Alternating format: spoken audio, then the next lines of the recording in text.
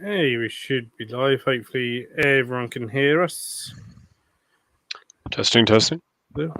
Hey, UK Exotics. Hey, Greg and Rachel. Hey, Craig. Hey, Aaron. Hey, Ling. Hey, Callum. Hey, Charlotte. Hey, Jay. How's everyone doing? What's up, Jay? So, hey, Snails. Everyone that was at the Western Invert Show yesterday, is everyone recovered from that? Hey, Rosanna. Hey, Mark and Victoria. Some people are still hungover. I was on Saturday morning from a night Jeremy looked rough. Jeremy definitely had a good night Saturday night.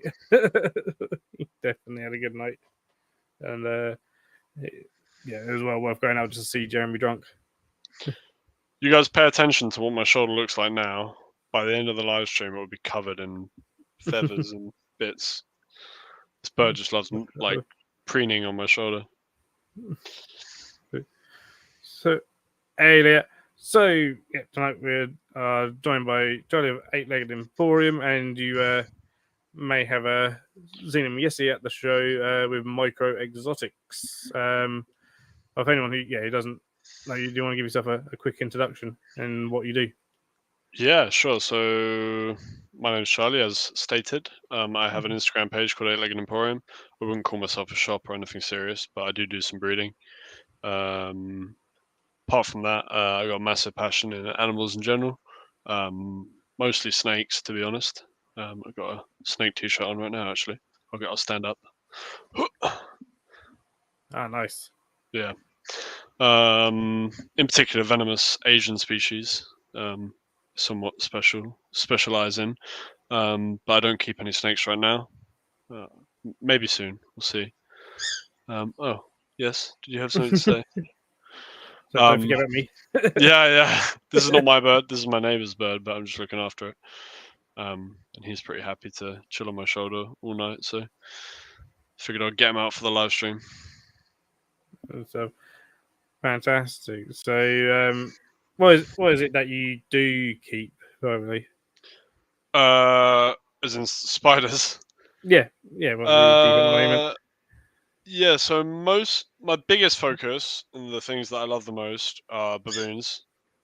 So I've got 5 or 6 species of Harpactira, lots of various males, females, mostly old worlds now. I do have some new worlds, but mostly old worlds. A lot of my other new worlds went on the show, but I've got about 200 or so. Yeah, 200 or so spiders, probably, believe it or not, in this room. So yeah, I've got lots of different species. I'm just getting some Ceratogaris as well. Nice.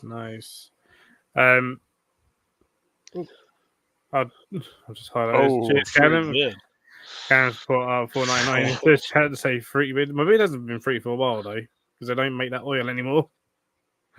Oh, do you used to use like a fruity beard oil? Yeah, that's where the fruity beard came from. Nice. But they discontinued that scent, so I've had to go for other ones instead. Not quite the same. Craig asked me, how did you get inverts on your bike Sunday? That's probably a good question. Yeah, you arrived. That probably is a good question. It's a very good. We knew when you arrived in the morning because we could hear you coming from a mile away on Harley, and then and we knew when you left. You were leaving. Well, so originally I was going to get a train because I had 72 Harpactira Pulchripes slings to bring. And obviously I wanted them to be secure and well. So I was thinking getting the train would be the best idea. And then I had I'd recently brought a collection as well, someone's collection. So I wanted to get some of those spiders to resell at the show. I think there might have been about 10 adult spiders that I was bringing as well, if not more. So I was going to get the train, but I was like, well, the train's taking ages. It's Sunday as well. So I was like, all right, I'll try and get them on the bike. So originally I had a bag on the back of the bike, but I figured that might vibrate them too much. So I sort of the night before I sort of laid it out on my backpack and put some t-shirts in there and some socks and stuff like that and padded it out so nothing was moving, and it worked out so well. The dirt hadn't even moved by the time I got to the show, so Oh, all perfect. So nice. well, surprisingly. But yeah, anyway, so that's how I did it. And then my bag was full when I came back as well. But I told everything, so it was just more spiders, which is quite ridiculous. So I mean, I went with a full polybox, sold stuff, and came back with a full polybox. So Yeah, it's it's probably better than my bag was full, so nothing would move. Hey, Osmond. Hey, Jackie. What's up, Osman? So, Osmond, you now back home? Presuming he is. Yeah, that's only a long journey, longer than me. So, that's good. And obviously, yeah, at the show yesterday, you're working with Micro Exotics, and you help him out. Well, at the few shows that he does. Yeah. So, do you do isopod stuff as well? Because obviously that's what Yeah. Micro is mainly known for, is isopods and terrarium sort of supplies. Yeah, I totally forgot to mention my isopods. That's not good, is it? Yeah, but yeah, I do keep isopods as well. I used to keep about 30 plus species, but I've whittled that down a lot now just because I'm breeding. I've got quite a lot of spiders that are paired up Yeah, or on sacks or expecting sacks. So I work a lot. I do like 50 to 60 plus hours a week. So managing all of this and work is quite a lot. So I just want to make sure I focus on everything. And so I've sold a few isopod species, but I do still have some really nice ones. Like I got Cubaris white sharks, duckies, Marinella. no. Yeah, a few different Marinella. So yeah, I do have a few isopods and also some native Androniscus den tiger as well. I've got a few scorpions as well, but not too many. So No. yeah. What scorpions have you got? I've got H. salinus, I've got H. longimanus, and I've got three. I can't remember the genus name. The parthenogenic one, Australasiae, I think it's called. Oh, Licellis. Licellis, yeah. Licellis Australasiae or something like that, right? Yeah, Yeah. yeah. They were the pygmy wood scorpions. That's it. Yeah. Yeah, they're really, really cool because Yeah. they don't get big and stuff, and yeah, being parthenogenic. Yeah, they're really small right now. I got 3 of them from Tim. Oh yeah, But yeah, they're really small right now, but they're doing fantastic. Like being so small, I was expecting maybe I might lose one, but I've had them for quite a while now, and they eat on their own. Like I started killing stuff, then I put in a bean weevil in there the other day, and there was a massive fight with it. So I got a cool video of it actually. But yeah, they surprised me a lot. They're yeah. great Sometimes eaters. when if they've got a good feeding response, they can surprise you. Like when I got my Chiloctis intermediates from Tim, Hmm. and at one point I thought I didn't have any food small enough, but I thought I'll try, a cricket that was pretty much the size of the little scorpion, and it took it down no problem whatsoever. Yeah, that's I it. think the cricket might have been a bit bigger, and I was like, oh, I'm not sure about this, and it was just like I hammered it. Yeah, that's it. They're the arboreal ones, right? Yeah, Yeah, that's cool. I was thinking about getting one of those.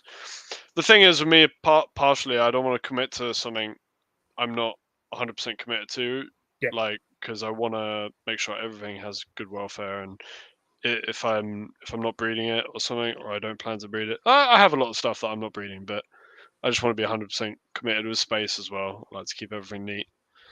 yeah, no, absolutely, and I think that's a good thing for anyone with any kind Mm. of size collection. It doesn't matter what the number is. I 100%. quite regularly with mine will go through and be like, do I really want this? Exactly. That's it. And stuff. What is it just sitting here? So that's why I took just a few spiders with me. Yes, yourself. Where I was like, well, I've got 2 of these. Do I need 2 of these? Am I planning readers? Probably Hmm. not. So why do I need 2? Not really, and stuff. And that's not a bad thing to do. Not at all. No. And so again, I used to keep a lot of stick insects. And then last year I completely cut down. I still got just a couple Mhm. purely because they were stressing me out because I had Right. like one They tank of breed about quite frequently as well, right? Yeah, No, especially when you that's got it. pathogenic species and stuff. And I had like Well, one there of we the go. budwings that had a good like probably 2,000 of them at any one point in their enclosure. No matter how many I got rid of to people and whatever, always seemed to be loads. So I was always chasing them around. It was just like, oh, this is a nightmare. Yeah, I can So imagine. let's cut this out. I think. And so our UK zoos, I suppose, but they keep millipedes, African lessons, and sunbeetles together. I do that too at my work. I As have, well, probably. I have one species of millipede now. I used to have a lot more, but I have pink dragons, which I bred very, very Ah, successfully. they're cool. Yeah, The they are cool. dragon millipedes are very cool. I So, used to have the yellow dragon millipedes, and they were they are so cool. Um, but unfortunately, I don't think they do too well in captivity. I was trying to do a captive breeding project with them, but they were difficult. I think with some of the dragons, because I've got the red dragons, it's sometimes again the right amount of ventilation so that they don't suffocate with the amount of cyanide they produce. Yep, Stuff, exactly. That's it. as well as keeping all the moisture levels that they need and not too much moisture and Hmm. stuff. And because they're quite a small, they're not big species, it's so easy to get that wrong, just a little tiny bit, and that can be enough sometimes. Hmm. But I mean, millipedes are great, but I don't. Again, I don't keep many just because sometimes the amount of space some of them take up, Exactly. Yeah. it doesn't the depth of substrate needed to properly keep them.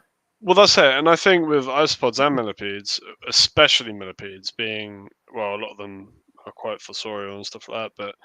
But I feel like to keep isopods and millipedes, like I said, especially millipedes, really successfully, and for them to be really prolific, you will need to change their substrate quite frequently, Mm. because the amount they defecate and Yeah, that. yeah. That's it. And when it comes to those sort of things, well, detritus, for Vorasam inverts, that's their food. Hmm. So as soon as you got more frass than you have actual substrate, well, there's a Yeah, lack of food straight away, isn't there? So exactly. like that's why it's a lot easier to keep them in much bigger enclosures than Yep, perhaps need to be able to change substrate a lot easier exactly. instead Yeah, of every well, now and then. I think what me and Adam from Microexotics, what we discussed with the pink dragons was that because they lay their eggs under the ground, they need to have their substrate changed, otherwise it starts collapsing in on them. We suspected, and also obviously it can become waterlogged quite heavily as well. Yep. Yeah, no, absolutely. So, so how long have you sort of been helping out with micro exotics then? Not long at all. I think we've only done 2 shows together. Oh, so literally just the Taunton show and then yesterday. Exactly. Yeah. We've been well. I started off as a customer of his. Actually, Yeah. I think. Do you know what? I think he was the first or second person I ever brought inverts off. So when I came back from Thailand, I was working with snakes, and I was going to get into keeping snakes, but I was like, I don't really have the time, don't really have the space. Like, I would love to give a snake a really big enclosure. I don't like keeping it in smaller spaces. So I was like, okay, do you know what? I'll get a scorpion. So I got a scorpion from Venomous Visions actually, and that was my Yep. first invert that I kept when I came back.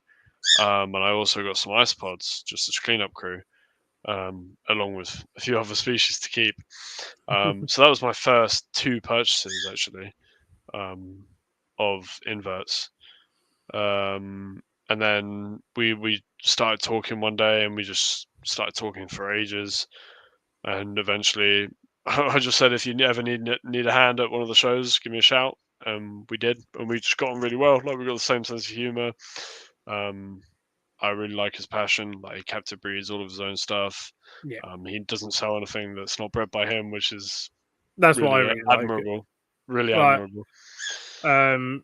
he's by far for me probably the top isopod seller in the UK in terms of Without a doubt, business. there's no Um, comparison. I think kind of being like I've never had anything from him that's been unhealthy. It's always No, been top quality. yep, Normally more than what he puts on the tub. absolutely. Well, because although he's a business, he's a hobbyist at heart. Yep. I It's like, mean, the thing for me is, if you see the amount of stock he brought yesterday, oh, how does he breed that much stock on his own? It's it's just insane. crazy. it's insane, and not just all the And the plants. insects, but the plants. It's literally Yeah, like it's that. insane. And I regret not getting some plants off him. I was like, oh, I should have got some plants, and so because he does plants that I can't get anywhere, from Yep. other places and stuff. And it's just everything. Like how do you do this all by yourself? Just That's it. Yeah, I was gonna get some thing, plants as well, but my backpack was full. So sort of thing and stuff. Um, and yeah, so yeah, always yeah, just top notch. From him, yeah, I've been buying off him, yeah, a couple of years now, and yeah, never sort of had a grumble kind of thing about anything.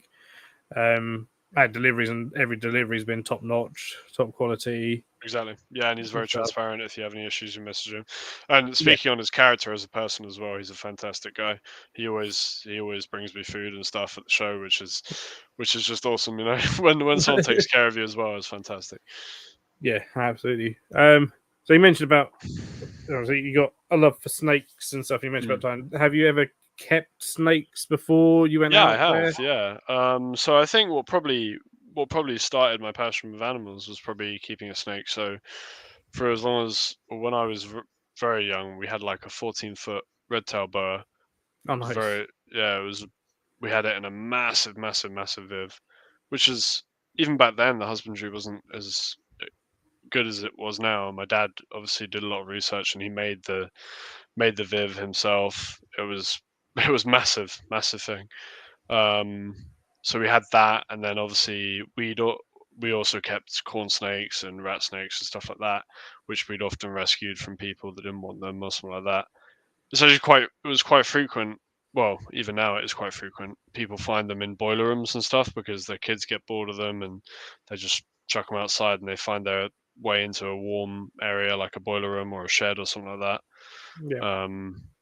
So yeah, we found so many corn snakes. We found a corn snake last year in a great. Well, my mum found one in a graveyard, and it ended up laying a clutch of eggs, which is crazy. They're infertile, but yeah. So yeah, I've kept. I think that's probably. I don't think I've kept any apart from the boa. I don't think I've kept any snakes that are out of the ordinary in this country. When I was in Thailand, I was keeping a few venomous species while I was on a project. Anyway, Right. um, So, yeah. So well, going into that, when did you go out to Thailand? so I went there. I think COVID started at the end of 2019. I think so. I was there from yeah, I was there from about 2019 to maybe late 2020. I think. When was COVID? Did COVID start?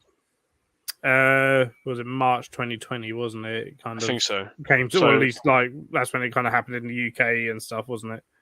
yeah, so I got out there sort of at the start of COVID when it was just starting to ramp up, and I was basically on a project just volunteering, doing spatial ecology of monocle cobras and spitting cobras.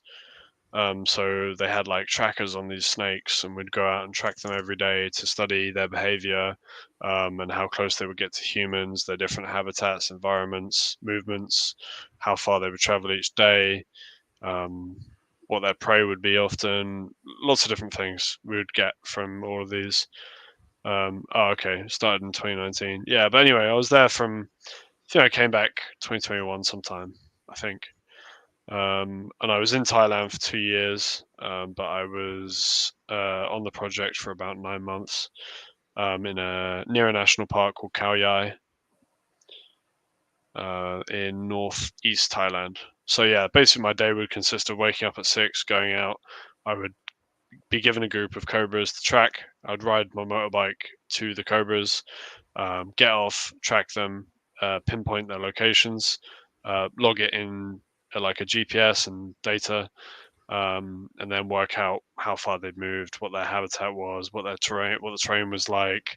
Was it raining when they moved? What was the weather like? Temperatures, lots of just loads of different stats that um, would potentially be calculated to affect their behavior and movement. Yep. And I think this was king cobras. No, this was No. two Naya species, Oh, okay. spitting and monocled. Oh, nice. There was a king cobra project as well on the same camp, and they did pretty much a similar thing. So I gleaned some knowledge from them as well. Monocles are they're stunning. Yeah, So, they are. Yeah. so as a speaking, I mean, I've never worked with any really any kind of highly venomous species. Certainly never any cobras or anything, whether captive or wild. But I must be quite. I mean, was it easy finding them out there, or was it a lot? Because sometimes when you see like documentaries on TV and stuff, and you see people going around, or whatever, it seems easy to stumble across these animals. But how long on average did it perhaps take you in a day to even find them? Well, so we had tracking chips inside of the animals for which helps. these ones. So the individuals on our project, they weren't easy to find actually. They would even be quite hard because it's not like we can just pull up a phone and see what they are. We have to use antennas. We go to their last location, and if we didn't get signal, then they'd moved far enough to where we couldn't get signal of them. And if they were underground, of course, that would affect the signal as well. But in general, wild animals that aren't radio chipped or whatever, it can vary really. I mean, if you want to try and find a monocle cobra in Thailand in the wild, it's not going to be easy. To find spitting cobras, it might be slightly easier because they tend to favor the more rural habitats around houses, where there's obviously a lot of rodents, and especially in Thailand, there can be quite a lot of mess, and cobras will be very opportunistic in terms they'll eat leftover KFC bones if they find it, or leftover KFC chicken or eggs or anything. So yeah, spitting cobras you might have a more luck finding, just because as well you might get alerted by locals that there's one, but definitely is not easy to find these animals. They're very intelligent as far as snakes go, and if they see you, they'll be going the other way before you can see them likely anyway. Yeah, no, things like that, and so any kind of cobra, you can see that they're working you out in their eyes and stuff, and like when they look at you, that they're actually working you out and what trying to figure out what you're doing and stuff. They're super intelligent snakes. Like I say, I'm never worked with them, but there's something I would if it ever came up professionally within the zoo industry, I would jump at the chance. Yeah, for sure. And so I was super fortunate to land on this project because it was just a dream, and the people there were so knowledgeable. I learned so much from them. So was that part of any like studies you were doing in terms of like university or anything? No, so anything like I've that, never been to university. It was just purely the opportunity arose, and I just jumped at the chance. I've been working for a chef as a long time before I went to this project, and I was like, I need a break. I need to clear my mind. I had money saved up, and yeah, just jumped at the chance basically. And it was best 2 years of my life, hands down. Oh, fantastic. So basically, it's something that anyone might be thinking of, doing something similar just elsewhere or whether helping out on projects is something that you would definitely recommend people to just 100%. If they've got the opportunity and the funds to do it, to go and do 100%. Something like that. A good place to do something like that would be the King Cobra Conservancy. So they started the radio tracking of cobras, and I believe they were one of the first to do it. So it sort of came from them, really, and I would 100% recommend it. It's ridiculous. Some of the stuff that you encounter, you just can't make up. Like for one time, we were tracking one of our monocle cobras. We were tracking it, and its movements really exceeded anything we'd seen in a monocle cobra before. It was moving kilometers and kilometers and kilometers a day. Where are you going? And it turns out that it had been eaten by a king cobra. Oh wow! We were tracking a king cobra the whole time because obviously the tracking chip was inside the king cobra.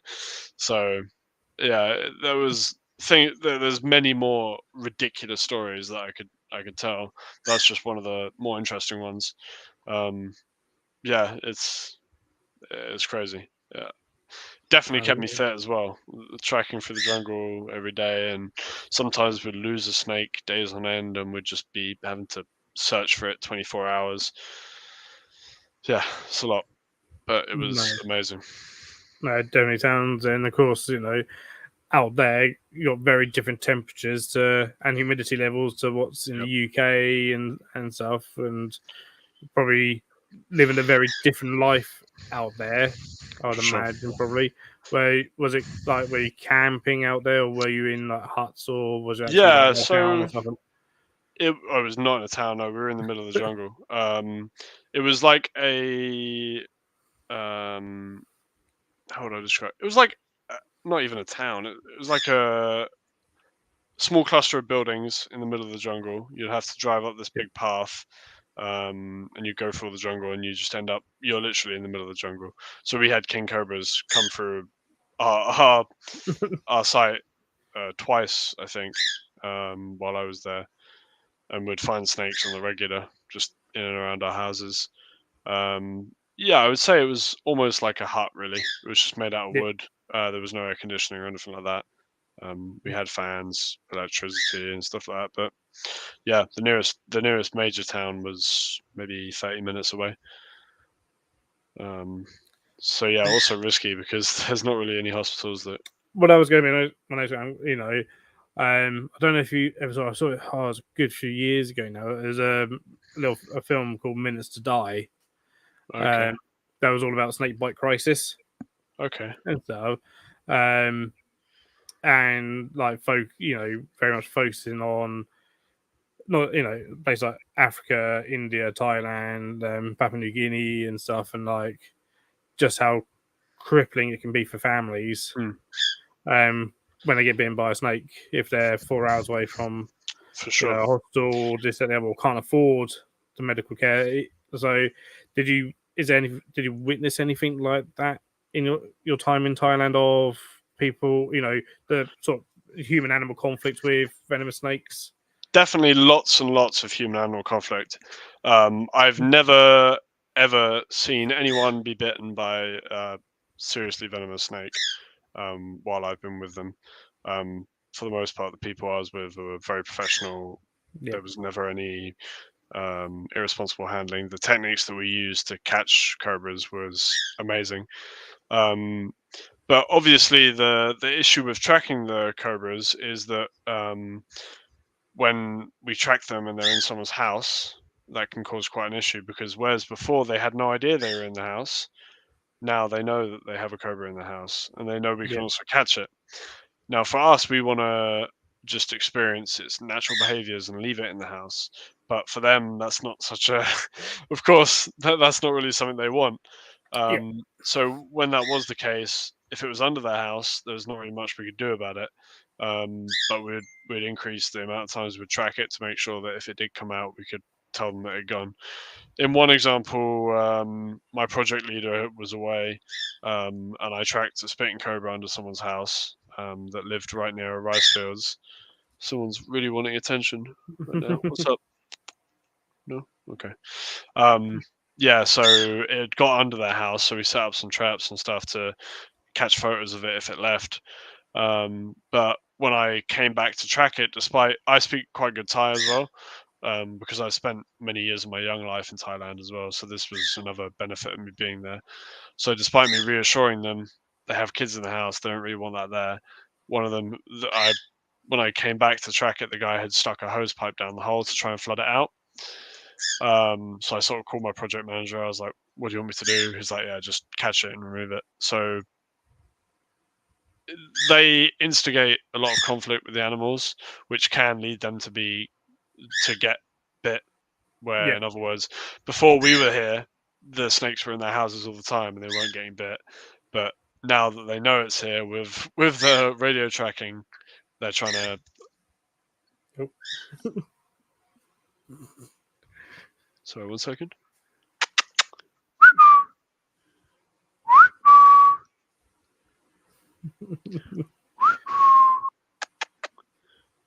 Where is she? Oh, come on. That's it. You're okay. Just went for a little fly.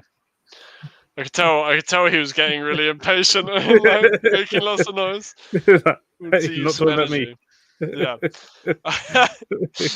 So where was I?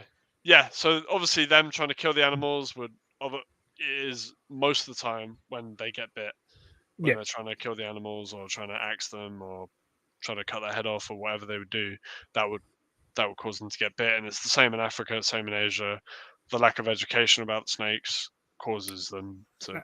that's it. And sometimes it's a fear that we just don't understand sometimes, and it's a multi-factor fear of one, they're scared because it could be a venomous snake, and if it is a venomous snake, they don't want, they're perhaps fearing for their children's lives and stuff, and don't understand that actually if they're just left it alone, And that's it would have another gone point. off. It might not even be a venomous snake. It might not, So and that's it, but the problem is because there's that lack of education to a lot of people, every snake is a venomous snake, yep, or just because it could be, they're like, well, I don't want to take the risk, exactly. and stuff. And also, like, yeah, with this film could show, it interviewed people that had been bitten and stuff, where you know they had the choice of basically going into complete abstract poverty and being completely bankrupt with absolutely nothing to save the life of their children, which they done, or lose their children, or they themselves, sort of thing. And it's just it was heartbreaking watching this documentary film, I can imagine. because there was just no help really for so many people, and there's like all these world experts on venoms and snake bites and stuff talking about, and also going, oh, what the solutions can be so simple, of sometimes just a pair of shoes, sort Yeah, of thing, for some exactly. people, for people Exactly. that work, working out in the fields and stuff, Hmm. that aren't wearing shoes. And it's like, look, no shoes, no shoes. We just, if we provided with shoes, sort of thing, we could save so many lives. Yeah, well, I think. By the way, Darkhaven, you are right. Yeah, they're not true cobras, king cobras. No, no, not. Yeah, I think that I think in India, I think they have the worst bite. Oh, is it India? I think it's the They're small up scale there. viper that's I the know worst. the stats are sometimes argued about, right, with India, Mm. but they're one of the, certainly up there as one of the worst cases with the amount of bites per year. Hmm. But I mean, even in America, you see people cutting the heads off rattlesnakes. Yep. So it's just the education of everyone needs to be a little bit better. And well, maybe it's ignorance in some cases, or they just choose not to like snakes for whatever reason, despite how good they are. The for people that, if you're ever interested in like bite reports, especially kind of ones that shouldn't be funny but are really really funny. Venom Doc. His name's just escaped me, from Australia. His name, but he got a book called Venom Doc, and he was on a podcast. That's not. I don't think it's around anymore. Called Word on the Snakevine. Oh, I've heard of that. If you can find it, he's on there with the guys, and it's all about various bite reports of ones where people could have survived if it wasn't for the stupid kind of home remedies that they decided to use, mainly Yep. in the States. Mm-hmm. Oh, okay. Stuff with people that should have known better. Hmm. So, as there was one that someone bitten by a copperhead, I think it was. As a, venomous, but good chances of Definitely not survival. fatal. Yeah. Get to but their mates decided to hook him up to their pickup truck's battery and get the crocodile clips straight to his nipples and zap him with revs to the engine, because electricity cures snake venom, apparently, wherever they got that idea from, and promptly killed him. Wow. Impressive. It's all like, well, he would have survived that bite I, if you left I'm him alone. I'm pretty sure copperhead. I think it's, in a lot of cases you don't even need to go to hospital. So Yeah, it was literally like he said, if we just left him to it, probably would have survived. Sort of thing. Well, It would have been painful, That's an interesting one. and stuff. Yeah, Darkhaven, what you said is correct. Yeah. Um, Yep. yeah, no, I know. So it is surprising to me that even in a country like America, where they do have a lot of venomous snakes, they still are making mistakes like that. Yeah. That's it. You know, and those ones come out from there, whereas at least where they should really know better and have got access to good medical treatments and Mhm. stuff, and Yeah. the ones who feel for the people in the rural sort of areas of the world that can't get access Hmm. to good treatment or go to local healers first, get the wrong treatment, and then go off to the hospitals. But by that point, it's too late. Well, a good example of how that's somewhat changing is in Thailand. I believe the most deadly bite used to be the Malayan pit viper, which is a highly cytotoxic snake, which will just basically destroy your Yep. cells and rot your skin. And that used to be the most deadly, which it will kill you very slowly, but it's because they used to choose these herbal remedies and stuff rather than going to the hospital, which they have very good antivenom for now. But now it is I think the most deadly bite now is the crate, which is a very deadly bite. So slowly people, although it's very shy as well, that one. So by most deadly bite, I mean most deaths in the country by Yeah, that snake, not what is most deadly, because the crate is definitely the most deadly snake in Thailand. Um, but so it has slowly changed now. And the snake that people get bitten by most, I think, is the Malayan pit viper, or certainly the viper species, because they choose not to move away from people when they see them. They're ambush predators, so they sit and wait. So hence humans get bitten by them quite a lot, especially when they're wearing sandals or flip flops or inappropriate footwear. Um, so it's slowly changing, I think, in Asia. Especially with I definitely saw a lot of people's opinions changed in the small villages that we worked in as well. yeah, no, that's cool. They mentioned when you was out there that you also kept some snake spoils out there. Did you say that? Yeah, so on our project we had some shared animals. We had a breeding pair of monocle cobras. We had a rat snake, like as in the Asian species of rat snake, Pithias. And we had a green pit viper and a spitting cobra as well. And we'd use those purely for education, really. So they were educational ambassadors Yep. for our project. So we'd often show them. We'd have schools in, many schools every week, taking trips up to our camp, and we'd do educational shows with the snakes. And basically explain to them what they do, how to avoid bites and stuff like that, which is you want to start them with the kids, and they loved it. That's it. A lot That's of it. them, we get a lot of them holding the rat snake and stuff like that. So that's what we wanted.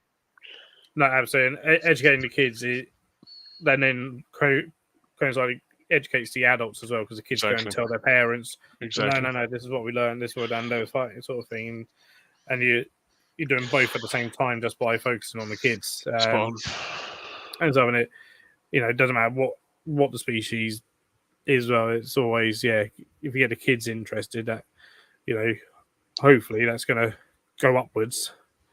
And so, whether it be with this is what to do if you see a snake on the thing, and in your house, in your bedroom or whatever, or when you're walking or whatever, you know, and hopefully they'll pass sort that up.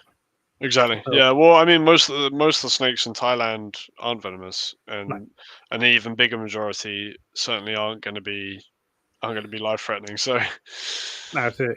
That's it.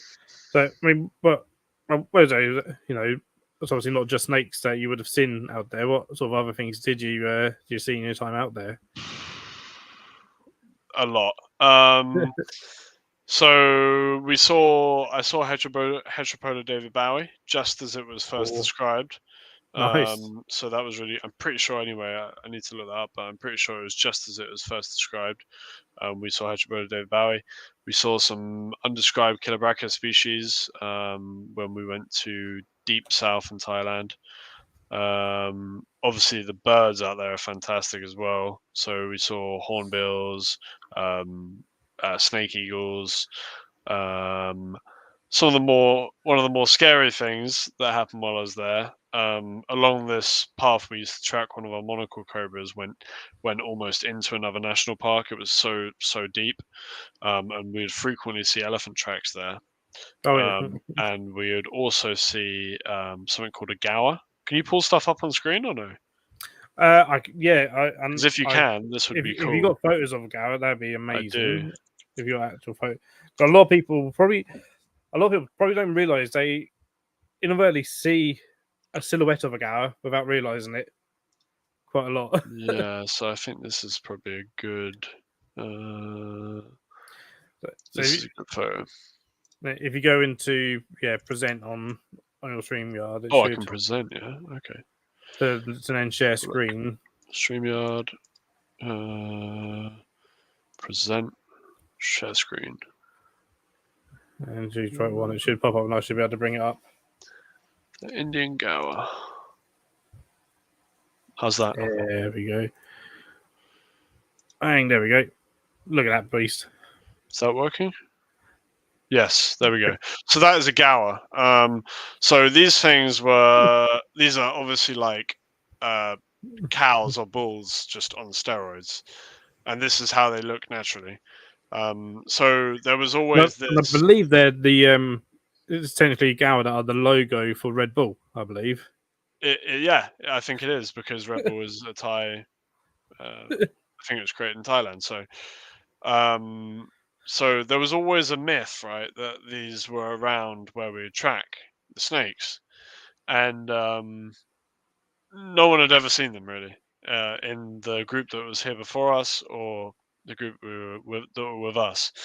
And one of an American guy from Colorado, he said he was walking up to track one of the snakes, and he was sort of looking down, kicking rocks, like putting together his antenna, and he looked up, and there was one of these standing in front of him, like Oh, about 10 meters away. damn. So he slowly backed up and got his phone out. He's got a video of it.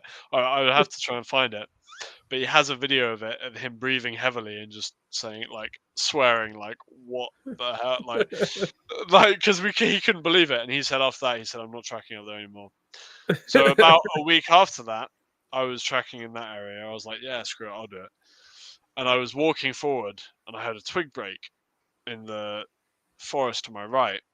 I was like, it would be too insane if this was a gower. So I got my phone out, and I started walking forward.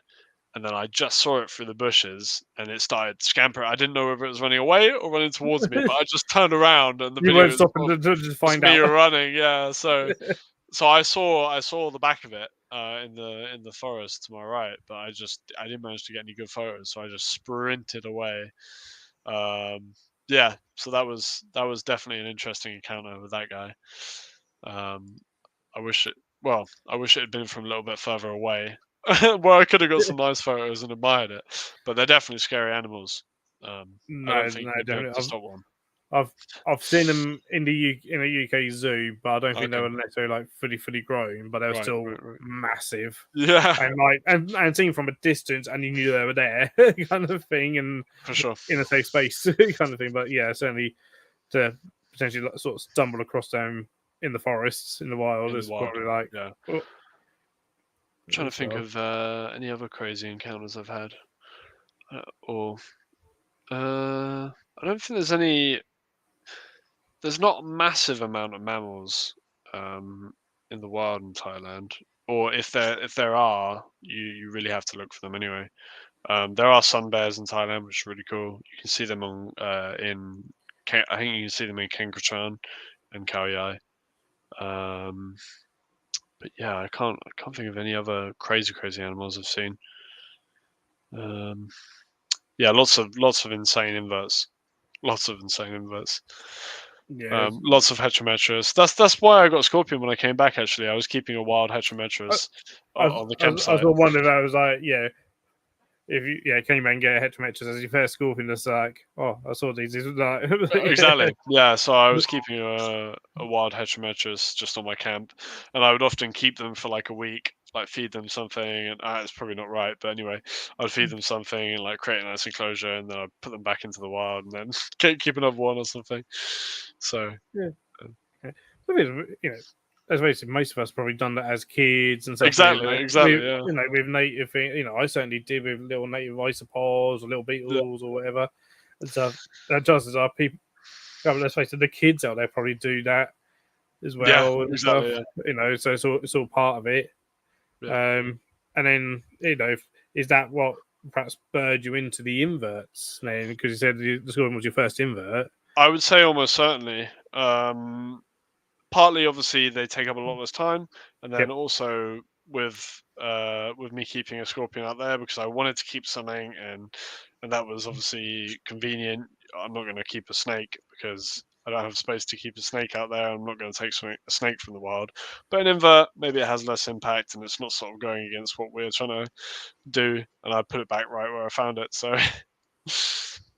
Yeah. So yeah, I would say definitely. And do you know what the funny thing is? Is I always said throughout my whole life, tarantulas are stupid pets.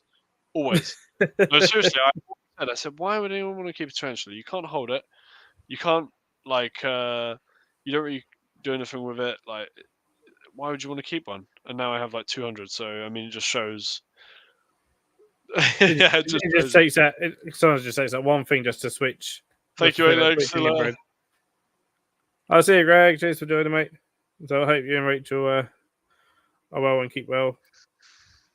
Yeah, that's it, mate. Yeah, exactly. Yeah, you just gotta have one thing that switches, and now I think they're incredible, and I know I know so much about them and where they come from, and I've got them from all over the world. So That's it. And if it, turning on the fact that we both love isopods as well, and you help out Micro at a couple of shows and stuff. Did you see any crazy isopods out there? do you know I saw no isopods, not that I can think of. I saw pill millipedes, lots No, and no. lots and lots of pill millipedes. Nothing crazy. But the giant, I think they're Glamoridae, or Yeah, maybe that's the family actually, Glamoridae. But the really big ones that you just can't keep in captivity. so Loads a of bit them. like the Madagascan ones, like because Madagascar has the Zooferum, don't they? The Neptunus, which Yeah, are I'm like not sure. really crazy big ones that used to come over a bit, but like no one could keep them because you just can't replicate what they need in captivity.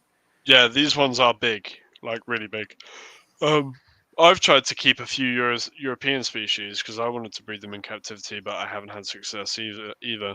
But then when you see how humid and wet it is out there, and the amount of space and everything they have, it's not really surprising. Hey, Steve. Hey, what's up, Yeah, Steve? yeah. Um, I know a couple of people that have got a couple of baby Carnifex pill millipedes that I've they heard bred. you can breed those. Yeah. Which is nice. I haven't managed to yet, but it's nice that at least like some people are getting even just They're a very small pretty. success with them. Mm. That's it's that next step, isn't it? It's like cool. It's progressing again, more understanding of them. I think, yeah, I think it's okay for everyone to try it. I think if your goal is to try and breed them in captivity, that's fantastic. Because I would love to stop importing all these things because eventually it does have a toll on the Absolutely. environment. Like a phonopelma must have been being brought in for years and years and years. And I've one of my first spiders was a phonopelma, and I've had that spider years and years, and it's still a sling. And we're taking adults from the wild that must Yeah. be 10 to 12 years old. Yeah, it's when you see how long it takes an Aphonopelma to grow to adult maturity, it's worrying. Absolutely, and especially when and you hear a lot like in the states and stuff where they'll buy an adult female from a Palmer or Gramsola or whatever, and then like a few weeks later it's got an egg sac, and you're like, that yeah, that's amazing. It's one from the wild that egg sac should Yeah, have been out there. sad. Yeah, it really Thing. is sad. But however, I will say next time I do go back to Thailand, I'm absolutely gonna try my hardest because it's funny because whenever I go to Thailand before, I would literally just be looking for snakes, but now Yeah, it's going to be so different. I'm going to be looking that's for. it. I'd always be interested in the inverts. I'd always see one and be like, that's cool. Take a photo of it and look up what it was and stuff like that. As anyone that's passionate about the flora and fauna of any country. But now I'd be actively looking for isopods and trying to see stuff, especially as they're so understudied. Like That's it. all of our Cubara species, pretty much, are not even described. Like that's insane. They're not speciated. They're just they're Kamaras. It's insane. Yeah, and then we'll just make up a silly name at the end of it, kind of thing. Exactly. Essentially, white sharks, rubber duckies, sort of thing. Although it works and gets people, mad people, sort of thing. True. Going like, I want them because it's called this. Yeah, it looks like this. Yeah, it looks like this sort of thing. But one thing that is cool as well, actually, I do have photos on my phone that I often look back on all my photos and see these inverts, and I'm like, oh, I know what that is now, because obviously I've seen them in the hobby and worked with them in the hobby. But I've got loads of photos of pink dragon millipedes on my phone where I used to find them in the wild, and now I keep them and bred them. So it's really cool. No, that's that's cool. That's cool. So if you was the guy, you got plans like to go back, or just whenever you're able to get back out there, you're going to go back out there? Yeah, I mean, I've got so many animals now that I don't want to leave them. I wouldn't want to leave them for too long, and I do love, I love them so much, so much. I never would have expected to have this. But when I do have family there as well, so my dad lives there. I've got a half brother there, and I would love to get back out there to find more snakes and inverts and stuff. So when possible, I'll try and take a holiday there. No, that's cool. Certainly, I think a lot of people be jealous of that, especially if some of the stuff out there is just. I know a few people that have been out there and Tony Webb was out there not too long ago, wasn't he? Some of the photos he was like putting up and stuff was like, oh, that's amazing. I spoke to Tony. Yeah, he's a really good photographer as well. He's got some really nice photos. I spoke to him about some of the stuff out there. I think we might have known a few of the similar people as well. But yeah, he found some cool stuff while he was there.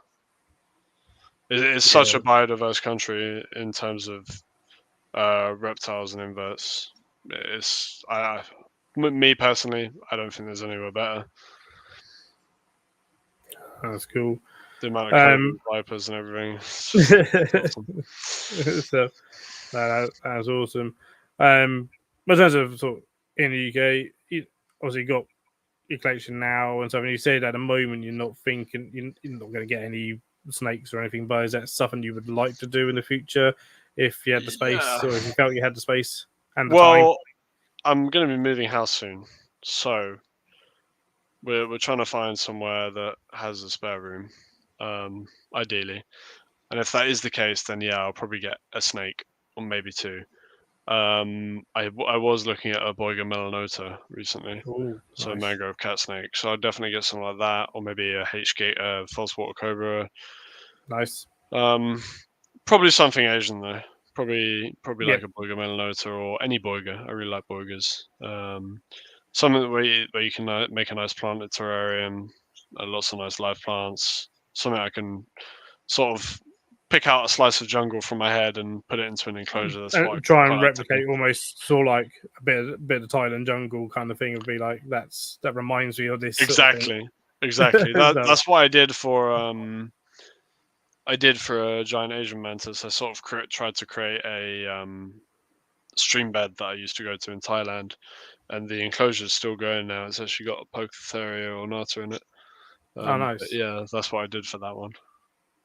Yeah, no, I think that's what really, for me, makes the hobby, so much nice, especially if you've been out. I've never had the opportunity to go out anywhere, but to go somewhere and then come back and go, you know what, I want to recreate what I saw there. I've got my photos and stuff, and you can then make, for me, it gives you a whole new appreciation of the animals and stuff, rather than just keeping them, especially when it comes to like snakes and stuff.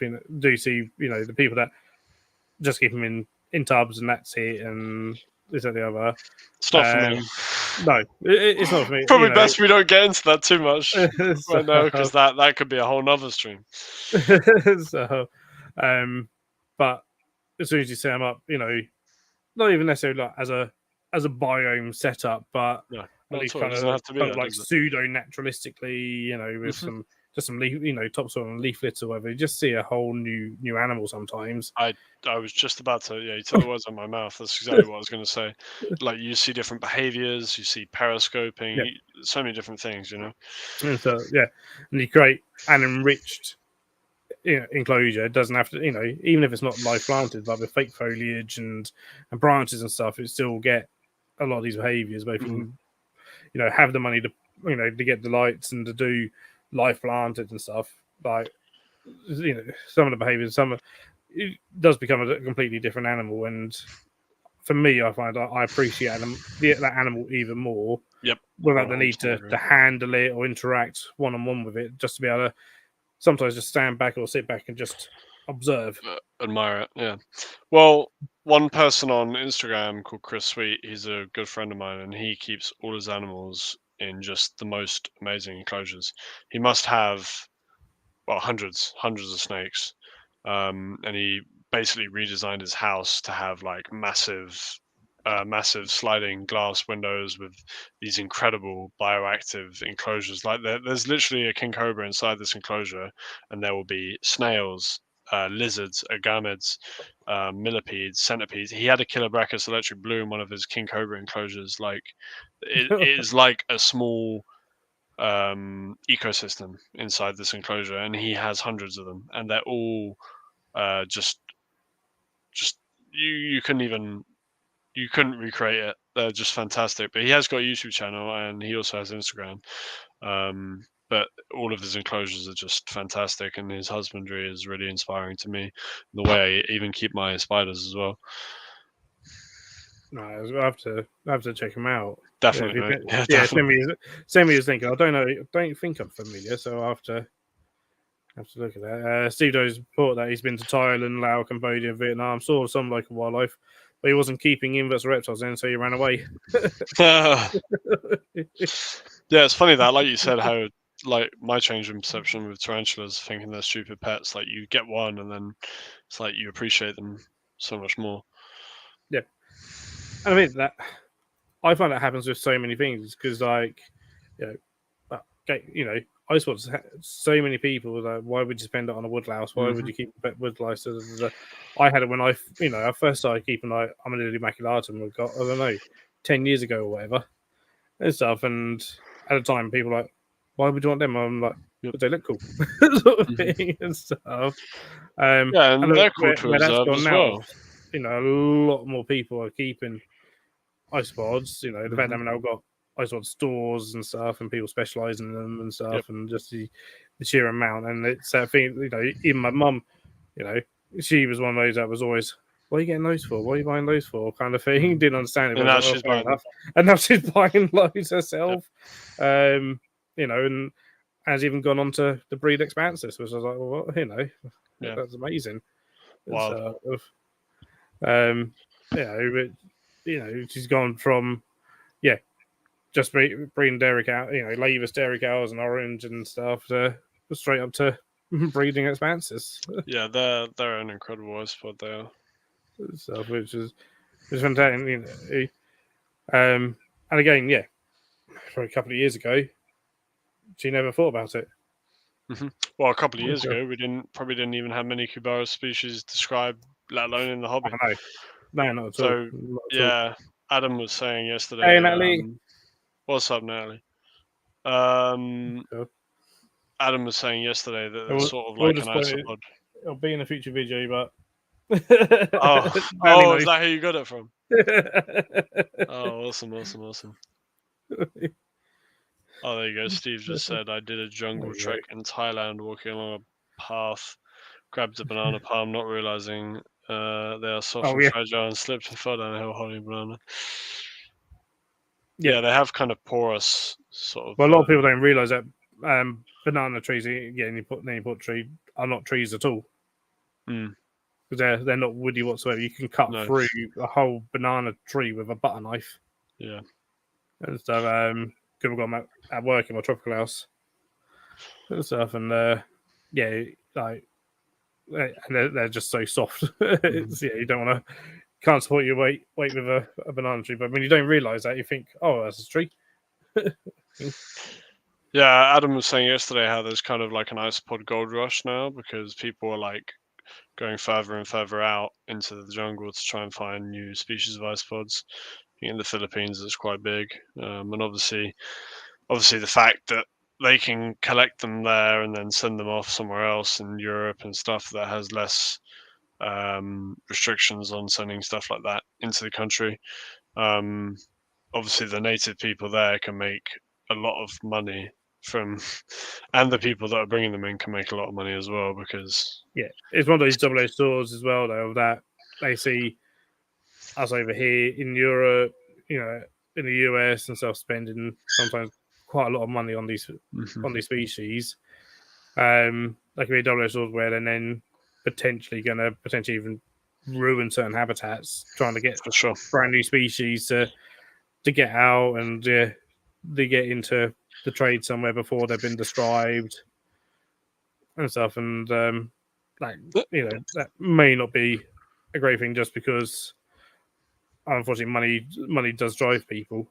But Indeed. a lot of time, also a lot of time, the people collecting are sometimes, again, really important. That's their only way of only income. Sometimes is collecting stuff. Yeah, and I mean also, Hey, like, oh, Jeremy, funny, sir, you're late, Jeremy. how's your head? Also, I like to say to people or like this wild caught stuff, like obviously, responsibly, it's fine, but a lot of people put to me, they're like, oh, they're not sure about zoos, stuff like that. But of course, in everyone's ideal world, we would rather animals be wild, but it's not possible. And people like me, that I think in the wild, I've done a small pinch of good for wild animals. I was inspired by going to zoos, and lots of people were inspired by going to zoos, and not to mention the money that zoos generate for conservation. So there's so much, in my opinion, there's so much good that zoos do for people like me and you, and as someone who works in the zoo. Um, I think the good outweighs the bad, and it's the same with just taking a few isopods. It can inspire people, educate people about the bugs, and if we can captive breed them, then that's fantastic. That's it. Oh, now what she's going to be redoing her YouTube channel, making a video at last, but to do it on her work, that'd be amazing to see. So, hey, Thomas. So I'm guessing you're back. Thomas was out in Costa Rica recently. Oh, really? Wow. I would love to go to Costa Rica. That's probably, other than Thailand, I would love to. Costa Rica. Sure he's seen a lot of stuff out there, probably. I'm not really, I don't know people's names by their names on the Thomas screen. is Jungle Loft. I think I've seen him on some live streams. Yeah, he's been on a few. Yeah, he's been on a few. Yeah. Oh, so, the bird's on my keyboard. Also goes by Edinburgh Entomology as well. That's it. Yep, that's where I know him from. And so yeah, that's young Thomas. He's also recently got into the isopod game as well. Oh, lovely. And so and he's been buying a few up. Good. Yeah, Cubaris are definitely my favorite isopod species, personally. Yep. Any particular Cubaris? Ooh, as in what's my favorite? Yeah. I need to look. Well, I don't actually have that many actually now, but I don't know. White sharks are really cool. I would like cappuccino as well. I've got white sharks. I haven't got cappuccino yet, but I've got white sharks. I don't have cappuccino. I would like cappuccino. Yeah. I only recently got white sharks, but I know they're a bit of a smaller Cubaris and pretty much tutorial all the time, aren't they? Compared to other Cubaris, they can be really prolific. Yeah. Which again, it just makes me think that maybe they aren't Cubaris. They look like Cubaris, but they're a lot smaller than Cubaris, and they're very prolific compared to Cubaris, and they're very fossorial compared to a lot of Cubaris. So none of these things, like Cubaris, are really in general, I believe, from caves. Yeah, caves in Asia and stuff. Yeah, well, the first ones were found, wasn't it? It was like in the limestone caves and stuff, and then all of a sudden, if you look at some of the some of the Asian ice swap pages, like the Korean ones, this or the other. There's like just so many, and you're like, Yeah, these exactly. are these all different species? Yeah, that's it. Well, hopefully, and again, the thing is, like, people like to do research on fluffy, cute animals because there's a lot of money for it. But when it comes to Cubaris, there's probably not so much Getting money for it. funding to So do studies on speciating. I suppose, There's so many other inverts that haven't been speciated or yeah, and stuff endless. like. Well, I mean, look, I mean, the thing that amazes me in this hobby, I haven't been in this hobby long, but we still every week almost it feels like we have new species coming in. Like right now, we've got I see trends of new spiders coming in. So we had Taxenus bambus not long ago. Yep. Right now, I feel like it's on Orthoctone longna, Nendep, Pancake Red. I think Yeah. that might not be on Orthoctone, but yeah. So all of Yeah. these All of new a sudden, ones. none of those are speciated. Vietnam Silver came in not too long ago, right? Yeah. I Yeah, feel they haven't like been in as hobby all well. that long, and like the price of them has like dropped so quickly since they started coming in. Hmm. Well, they're still a pricey spider, I think, because they're so amazing. But I feel like now a lot of serious keepers have slings now, right? They have slings to juveniles now, and Yeah. then like in maybe a year or so, or a lot more of us will have adult females, etc. So, I was thinking about trying to get a pair of Taxonus bambus to try and bring some more captive bred specimens into the hobby myself. But I didn't grab some this show. Probably just as well, really. so ooh, nice. Oh, damn, that's Osmond, awesome.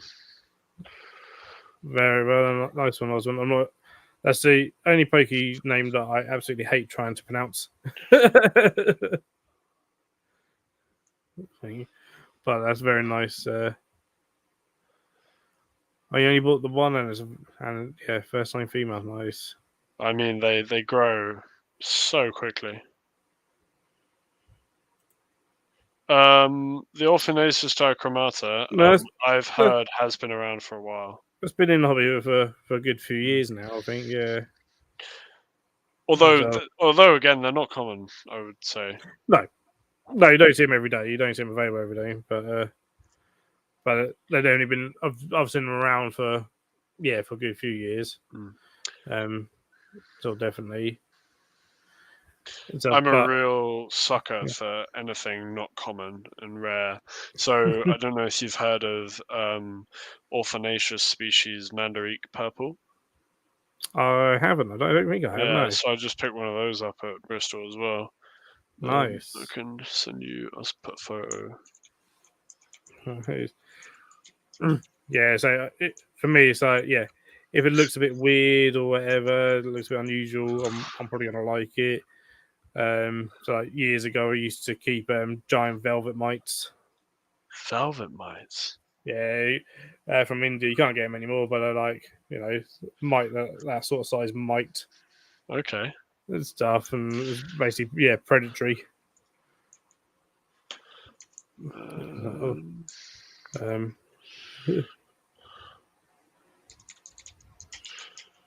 there it is.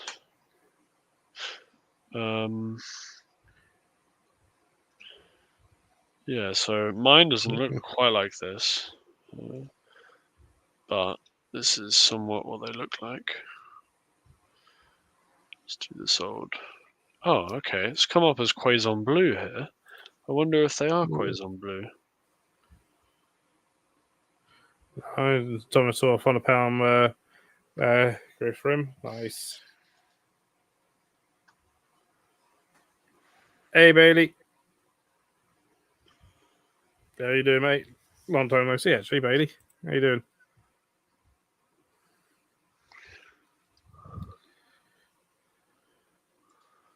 Interesting. I'm gonna have to do some research on this. Osmond's Quaison Blue is Orphanacus. Yes, I wasn't asking that. I picked up Orphanaceous Mandari or Mandicay purple. So if you look at this one, I can just put it in chat, would be easier. So this is another example of the species. This is what I suppose I've picked up, but I do also see some people posting them as Quaison Blue. So I'm not sure. Yeah, that would be nice. Yeah. Yeah, there we go. Awesome. You got Osman. Well, he's on the WhatsApp group as well and stuff, and Sure. on Instagram. How much? Does anyone know how much one of those, like adult female, goes for? Quaison Blue. I don't know. To be honest, I've never actually looked to see how much they are. Osman will know. Yeah, he'll know. Because I picked up this adult female for £40, I believe. So it's probably a fair price. Let's see if I can show you her. Price, Osman. Oh my god, she's quick. Maybe I won't do that. He paid €45, so for an adult female. Oh, there you go. You can just about see her, but I doubt the light is very good. Let's try and put that. Swap over, put on larger. There we go. The light. She looks wild caught as well, which is strange. It's beautiful. I don't know if that looks. It is quite pretty. It's got like purple hues around the legs and stuff like that.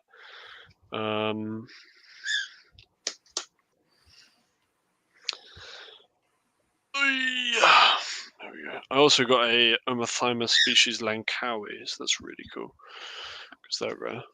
Yeah, it's cool. It's a cool spider. Eesh. Hey, cool. Jones for what a beauty. Yeah, it looks it's one of those that looks a lot nicer in person. You see those like hues a lot more. No, definitely. Did that look? I know it's hard to tell, Osman. Did that look anything like your female? If you were there. If not, I'll send you. It looks a bit too brownish for blue Quaison. Okay, I'll put pictures of hidden group.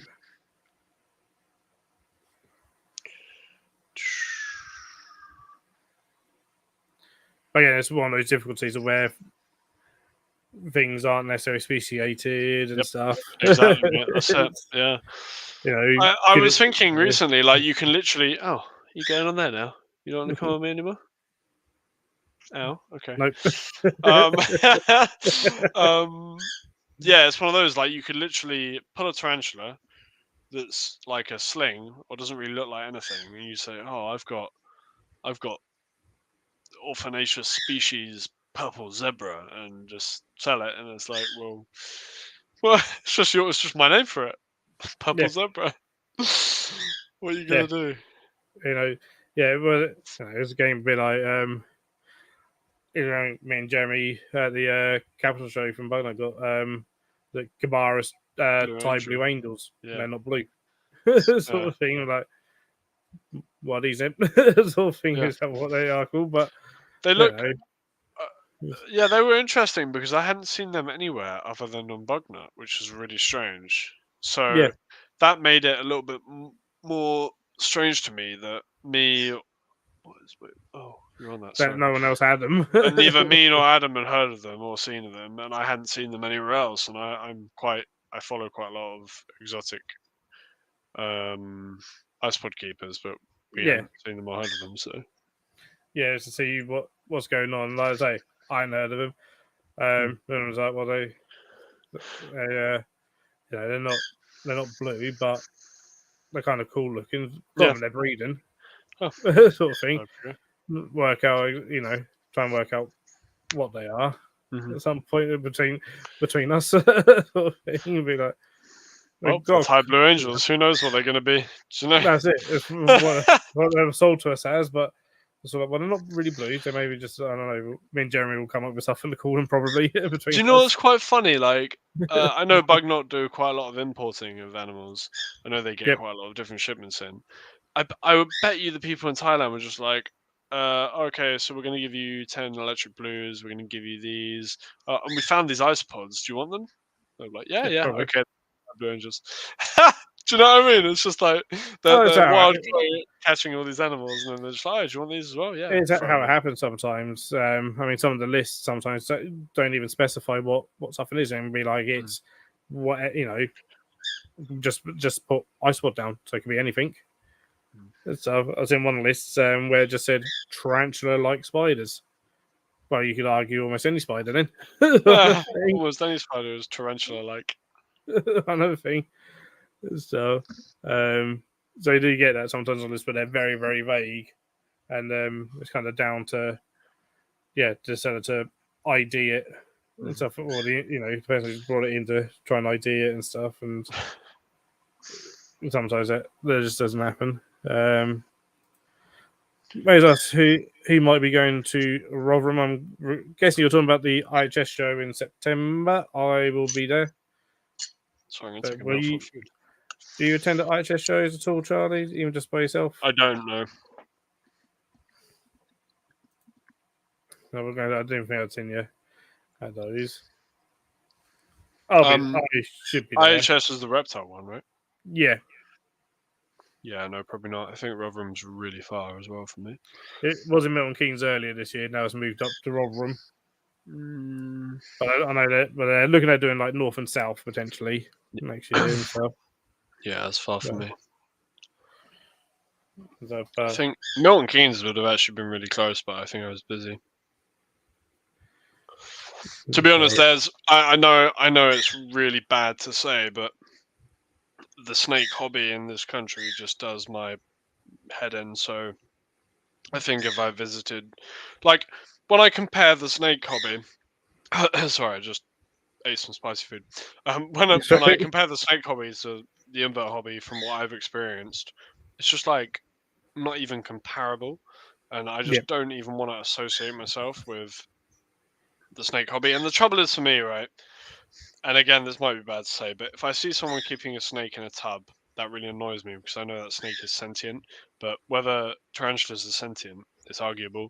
If I have to keep a tarantula, well, for example, I bring a tarantula back home from a show. It's just been on a Harley Davidson for 2.5 hours, and as soon as I bring it home, I open it and drop food, and it goes for it straight away. That shows to me that it hasn't shown any stress. If that happened with a snake, that definitely wouldn't be happening. So that kind of stuff, like when I see someone keeping a snake badly, it kind of hurts me inside. If I see someone keeping a tarantula badly, I'm just kind of like, oh, it's not great. But I don't know. There's just something about that, and I think a lot of people that attend those shows understand because they are very two different ends of the spectrum and stuff, and tarantulas in the wild, especially females, don't necessarily have huge ranges or exactly. huge. If you'd even call it a range, territories. They don't have necessarily their own little territory. Can be very small. I know. Was it the Chester done study with their Montserrat tarantulas? In fact, in the wild, the females don't go any more than like 5 centimeters away from their burrow. Yeah, I believe that. I mean, in the wild and in Thailand, I've seen killer brachys that just literally sit in their burrows. So, I mean, why would they move? Yeah, especially if they're female, because when you see where and it's tarantulas roaming around, it's normally mature males that are then looking for females. Something they don't really the only ones that roam anywhere. So that's why it's not unfair to keep a spider in what sometimes to some people might look kind of small, but actually it's like, well, actually that's as big as what it would live in the wild. Sort of thing. Yeah, me personally, I don't keep any of my spiders really. Like I don't keep adult spiders, so they just can't move. And I know some people do, but again, like I don't really think it's an animal rights issue per se. But then when it's a snake in a tub, that really does get me. But anyway. Yeah, no, actually. So I was just he's put some footage in the group chat of his blue craze on. You can see that in the... Interesting. Charlotte Smith for that. Yeah, she's kind of moved from the reptile hobby to the invert hobby, and definitely different. And the people are so much nicer and helpful. I think you do. I mean, I'm in sort of both and stuff. My parents keep reptiles. I used to keep reptiles and stuff, but certainly, every hobby has its people that don't want to help and Yep, can be a exactly, bit, mate. Yeah, spot on. it happens in every single one.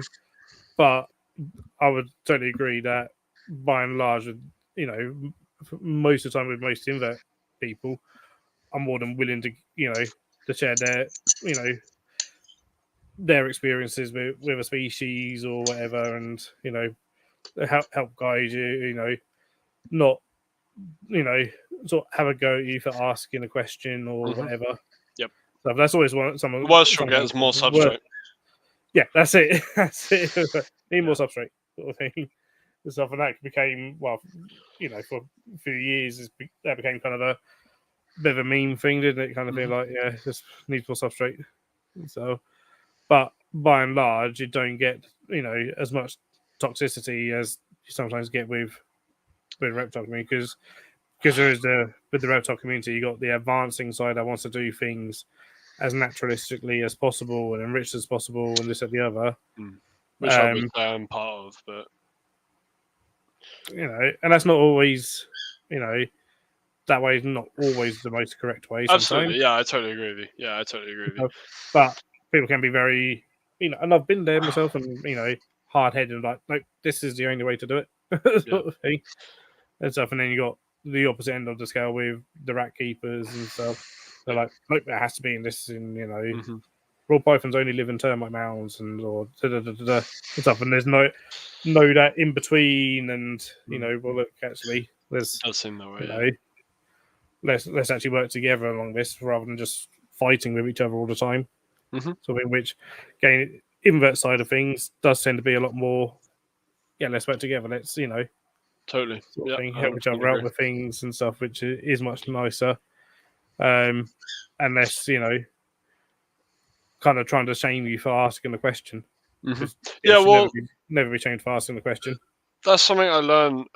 There's a guy called David Frolich. He does a lot of YouTube stuff, and he's quite big on Instagram with snakes and stuff. And he set up a group, Facebook groups that basically cover the whole of Asia now, really. So we've Oh got well, snakes of Philippines and then snakes of Thailand, but all the different regions in Thailand. So Bangkok, Pattaya, Isan, all the different regions. And basically, people come there and they'll post a picture of a snake, and there's about 25 of us admins, and we'll generally ID it within 30 seconds to 30 minutes. And obviously, sometimes we get pictures of people that have killed snakes. We always our rules as admins is to ban or educate anyone that shames them for killing the snake, because if you do that, then they don't get educated themselves and they'll yeah, refrain from posting for an ID. So we always try to educate people, and it's the same with keeping, isn't it? If you just hate on them and shame them, then they're not going to ask questions and improve their keeping. that's it. That's it. It's and sometimes, and again, a lot of us been guilty. I've certainly been guilty of myself and stuff. Is learning to when someone presents it like, what is to go, okay, you done that, that's cool, but how about if you done it this way, or I Mm, would do it this way and stuff, and trying to engage someone like that, where it's not just kind of hating on what they've done, spot on. Yeah. sort of thing. Um, Don't just go negative. Take yeah, take bits and yeah, yeah, exactly. Yeah, you've done this, which is great. How about you try this, or maybe you can have a bit more substrate. I like the way you've done this. Something like yeah, that's it. that. Cam's asked, is Posh Boy still here? Jeremy, are you still here? um, so what's sort of next for you, Eight Legged Emporium and stuff? Oof. What's coming up sort of next in So the pipeline? that's definitely a good question.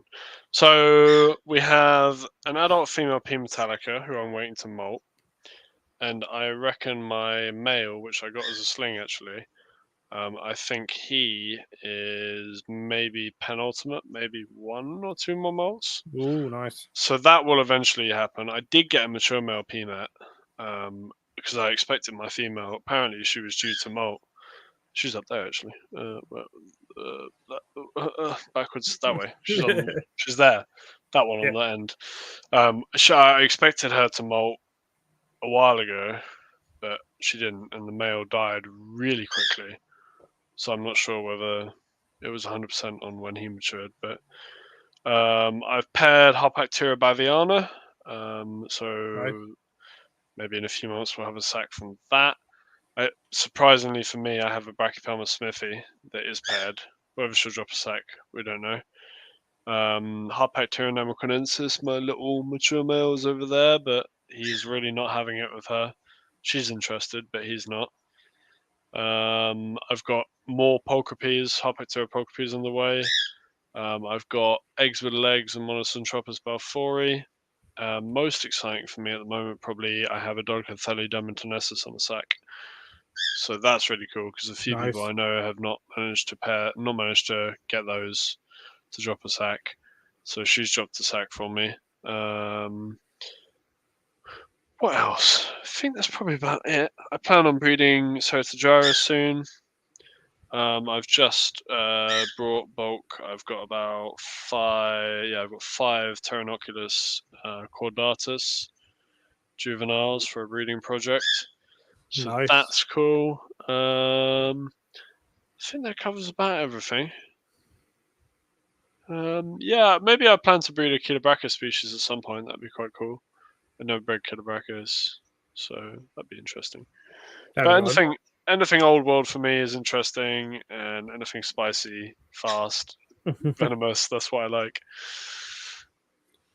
So I was just about to say, yeah, what is it about the old worlds that you prefer over new worlds? Is that really. Just and the heavy webbing as well, I think. Heavy webbing, yeah. Although I personally find them a lot easier to work with as well. I couldn't agree more. I really couldn't agree more. I hate getting hair flicked at me. I hate that because, in my opinion, like I don't want to say this but I think you have to be quite silly to get bitten by a tarantula. I don't know many people that have been, right? I mean, last night, for example.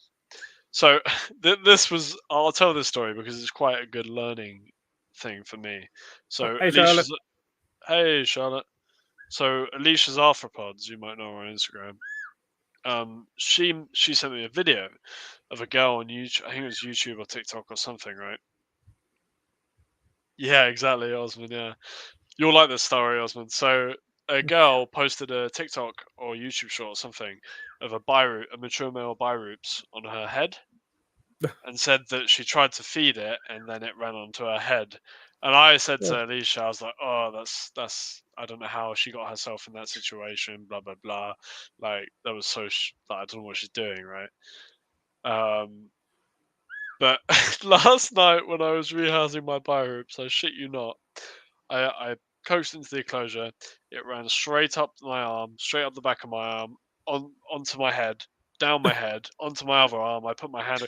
When I'm working with old worlds, I'm always super chill. Like I never expect them to bite me. I don't think they're gonna bite me because they're not sensing me as long as I'm not putting pressure on them. I don't think any tarantula will bite you. So even if I have a Chilobrachus or like I had a PMET run up my arm the other day on live stream, and I just remain calm. I treat them how I do everything else. If it happens, doesn't it? You just got to try and coax it onto your hand and then get it back into a safe environment. But this biroops ran up my head, down my arm, onto my other arm, up my arm, and then into the enclosure. And I was just like laughing at the irony that I was sort of almost taking the piss. But I didn't stop to film it, I guess, is the only difference. Because it didn't stop. It didn't stop on my head, that's for sure.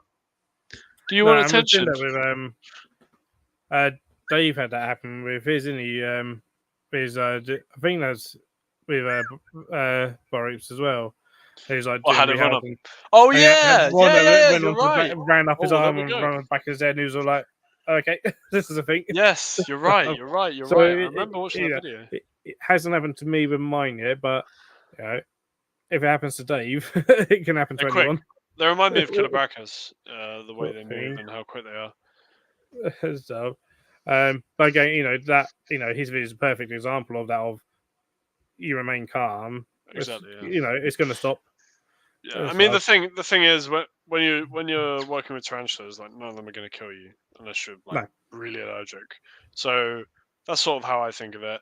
And after you've worked with cobras and stuff like that, when they definitely will kill you, working with tarantulas is quite calming.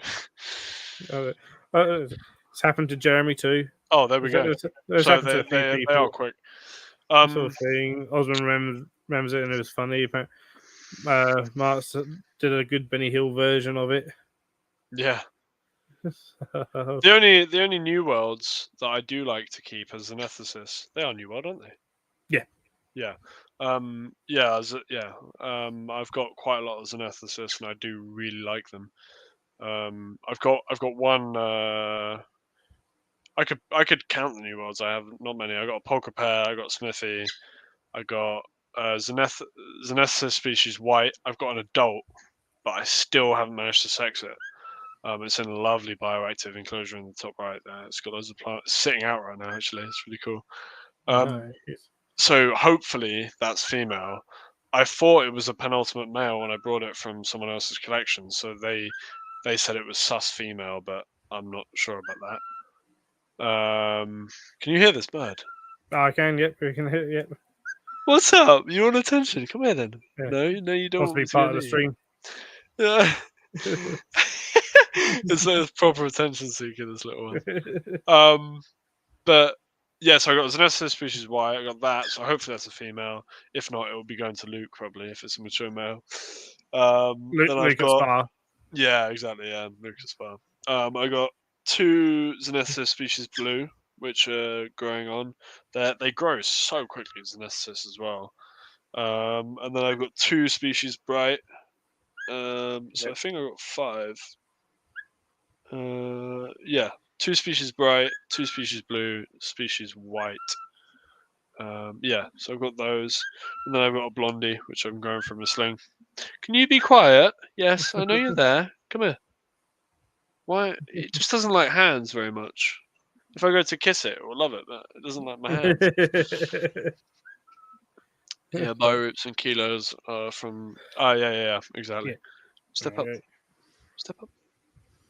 Nope. There We're we go. gonna go for a fly. Oh, you're going to land on my pitch frame. Come on. Come down from there. Come on. No, Craig. Cheers for watching, Good dude. night, Craig. See ya. So, Come on. Oh, there we go. there we go. So, but yeah, I certainly when I went into the old world trying. So I still got a few new world, but Mm-hmm. more and more if I'm buying a new tranche, it tends to more than often it tends to be an old world Yeah. sort of thing. So and Then people are the opposite. People just love new worlds, and that, oh yeah, totally well we get love it. what we love, and Yeah. there's certainly tranches out. There's inverts out there that potentially masses love, and I sit there and go, well, no, I don't see, why, kind of thing, but also vice versa. I probably love stuff that other people go, what do you like that for, kind of thing. I think another factor as well is that old worlds tend to like it a lot more humid in general, right? Old Yes, worlds tend to like it a lot more humid, so I can make nicer enclosures because I can make them planted. So yeah, you can do, especially if you've got things like kilobrachys and stuff like that. Pocotheria, yeah, The moist substrate and stuff that is exactly. much better for tropical plants and stuff. Yeah, like all my Pocotheria tanks are all on one shelf and they're all planted and look awesome. So, with the planting, do you use any kind of specialized lighting for that, or do you sort of cheap Yeah, LEDs and so stuff? we can cut. I don't think the angle would be Because so it's good. it's something that sometimes people doing live planting, it Mm, it's sometimes a bit daunting to a lot of people. Where it's actually a lot more definitely. simple than what a lot of people will sometimes realize. Yeah, so I guess we'll. Oh, you know what? We might be able to get a great shot here because he is out right now eating a massive roach. So I don't know. Hopefully the reflection isn't too crazy. Oh, hold on. If we take the front down, then here we go. How's that? There we go. Oh, look at that. So there's my male Metallica, and Stunning. yeah. So you can tell by actually that's not bad at all. So you can see how crazy blue it is. Very easy. Funny if it came out now, wouldn't it? That's it. So yeah. So actually, if you so that's planted, and this has been planted like this for over a year now, and So you can is see in that the one of back. the is that a mantis cell enclosure as It well? is, yeah. So you can see in the back, I basically spray foamed it, Yep. pushed some cork, and then hollowed it out so it can like go down the back, and it's got a panel that goes And on you the can back. still see it as well, which is nice as Exactly. well. Actually, that's a really nice. That's a really good idea. Yeah. So that was my most. That is definitely my most proud enclosure so far. But then also actually the Samuel enclosure I've got looks fantastic as Oh, well. Tron! I'm going to highlight this. So, Tron's just put 100 Norwegian kroner on the It chat. has been. Thank you, Tron. It was awesome to meet you, Tron. Are you still in the UK or are you now back in Norway, mate? It I was unfortunately didn't get to meet Tron. it was a great weekend. I'm glad you certainly enjoyed the show and stuff. And yeah, it was awesome to finally meet you, dude. So this is another. This is my Samuel enclosure. It's got some Monstera. Oh yeah, there we go. Lovely. It's got some moss at the front. It's got that nice log. It's got these ferns, a lovely big Monstera at the back, and small trimming at the front. It's growing really well. So yeah, I do like my planted enclosures. Same here, same here. Just adds that other level to keeping as well, right? Yeah, and it's yes, if you do it right, it's not necessarily really much more maintenance either. Maintenance wise, I don't touch these. Yep. All I do is water them. Like, I don't do anything. Like Oh, the dead inverts are going to be good for the plants anyway, right? So just gonna I break literally down don't and touch them. stuff. So, Tron has just walked through his door, guys. So it's just got Oh, awesome! Oh man, you guys are crazy for making these trips. I think it's so awesome. But yeah, in terms of the lighting you got over the top, is Oh that yes. any kind of specialist lighting or anything? Yeah, it is. So they're just basically plant lights. That's Yep. it. And I have a remote. I can change them to different colors. Like if I'm like they've got dark settings, noon settings, red, blue. They're just from Amazon, but they're just Yep. fantastic because they got a remote as well. So Yeah, yeah. I've got a couple that work. I experiment a lot with different lights. Whether it be sort of cheapish, sort of 30 quid jobs from Amazon to right up to Arcadia Jungle Dawns. These were definitely quite. They were a bit more expensive. I think they were like 45, 50. But I basically just zip tie them to the top of my rack, and as soon as I wake up in the morning, they get turned on, and when I go to sleep, they get turned off. That's it. That's it. It's having it. And again, a lot of people will say, the spiders are, sure they don't like the light and stuff, but your Metallica is out there, was out in a roach, out in the light. I've got a It's Metallica always who out often now. comes out when the light's on. Yeah, well, it's interesting because when it was younger, it was never out, ever, ever, ever, Yep. ever. But now it is literally always out. I don't know. Could be something to do with it becoming more of a mature male. Could be, or it could just mean that it has less predators in the wild naturally, so it feels more confident. Feels more But confident, more then comfortable. again, my adult female is not never out. Yeah. So or rarely out anyway. So yeah. Yeah, no, mine's a female, and it's often out. It only goes into its court tube if it senses I'm around. Oh really? And then it goes and hides. Yeah. Well, Sort of thing. I have seen my adult female out sometimes, but yeah, she definitely. Now it did interest me that I like my mature male. Well, sorry, my adult male is just always out now. But yeah, because she's actually no, she's out at the moment, but she's kind of behind the call. But yeah, she'll often just sit out right underneath the light and stuff, and that's just So that's just a compact UV light, actually. Yeah, well then my Pionata is normally always out and always has been really. Yeah. What is in that tank behind you, by the way? This one, Mantis. Oh, wow, that's awesome. Horogelo, Membracina.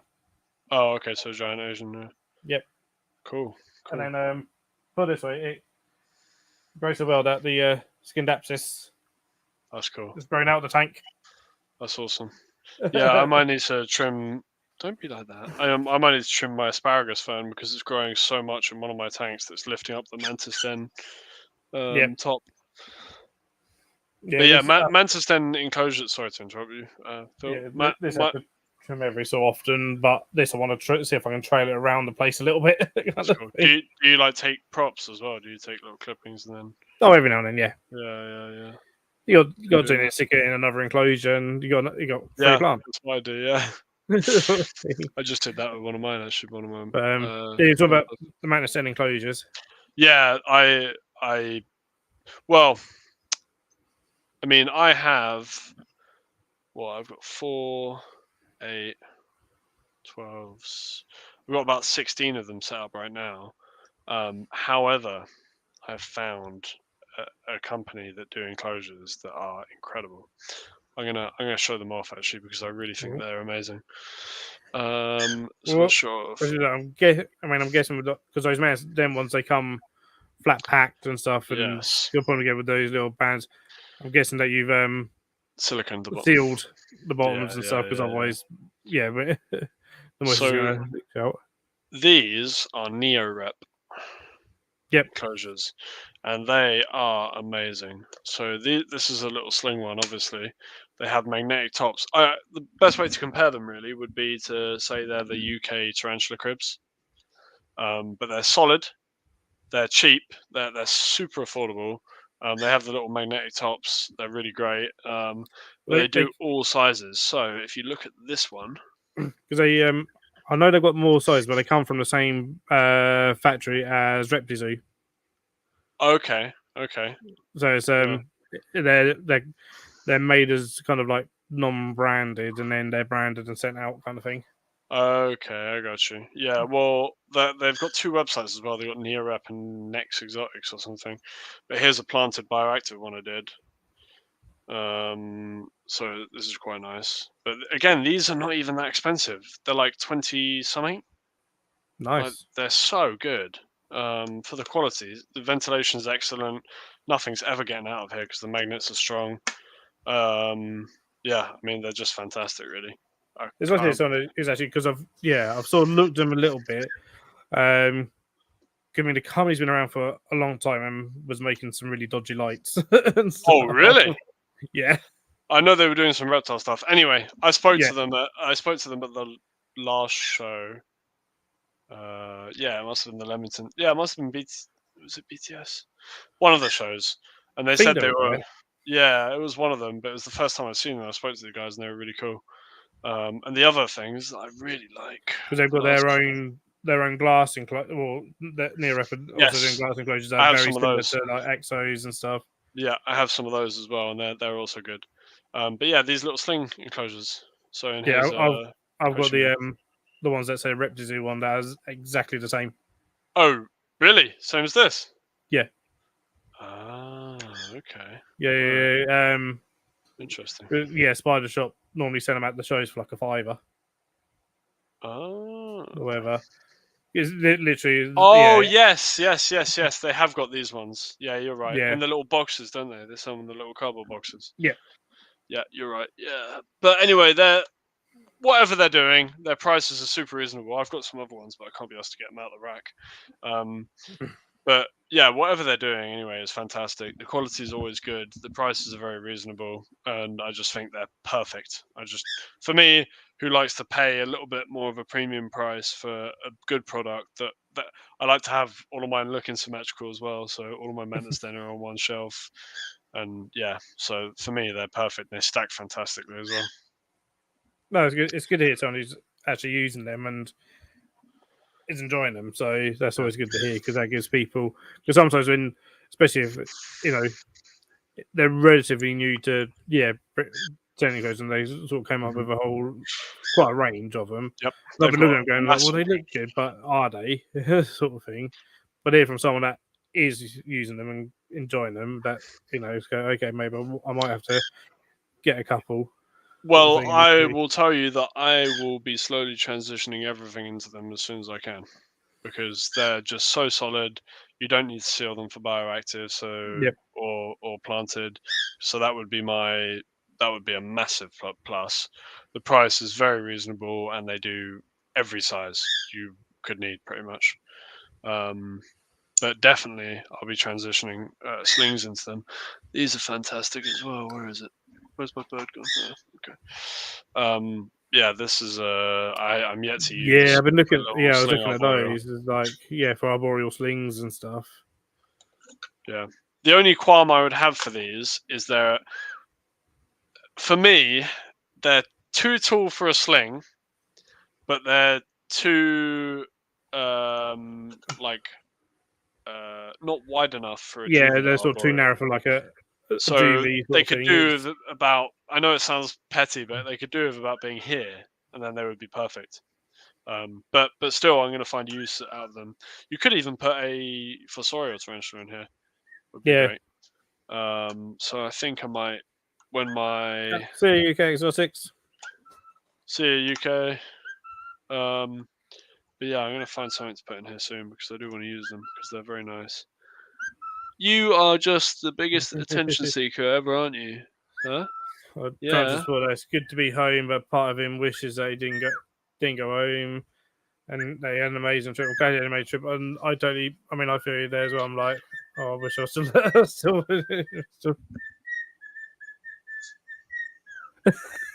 You're hearing that? yeah, we're getting a proper song now, aren't we? Yeah, no, he's singing.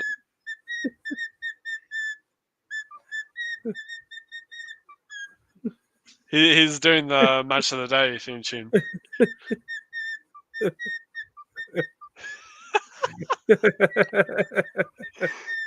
Go on, here's the microphone. Go on.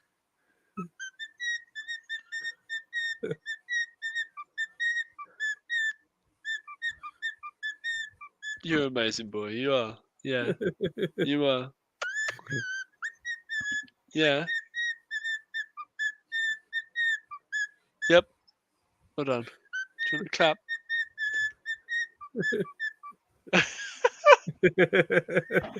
Birds are amazing, aren't they? They really are. They are. They absolutely are. And stuff. And They're fantastic companions as well. Go on. Here's the mic. What are we going to sing? there's one on big We're going to screen. sing something or not?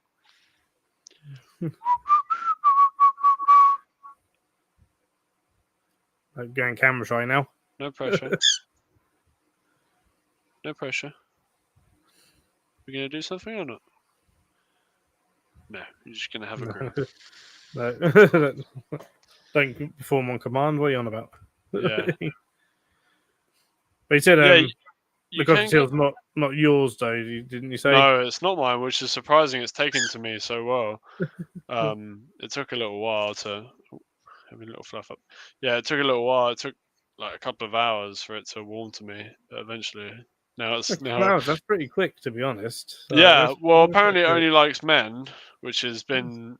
It's only just sort of landed on my girlfriend recently. And it doesn't particularly like my mum. Apparently, it likes no women in their house. But yeah, he's been super cool with me, so I've been lucky.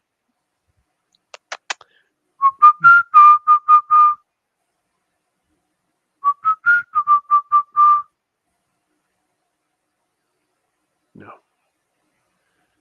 Now you've got attention. You're not going to try and get attention, are you? Always away. Give me attention. I'll be quiet now. Yeah, I've always had a slight interest in birds of prey, and I've always wanted to get a parrot, but it's such a massive commitment.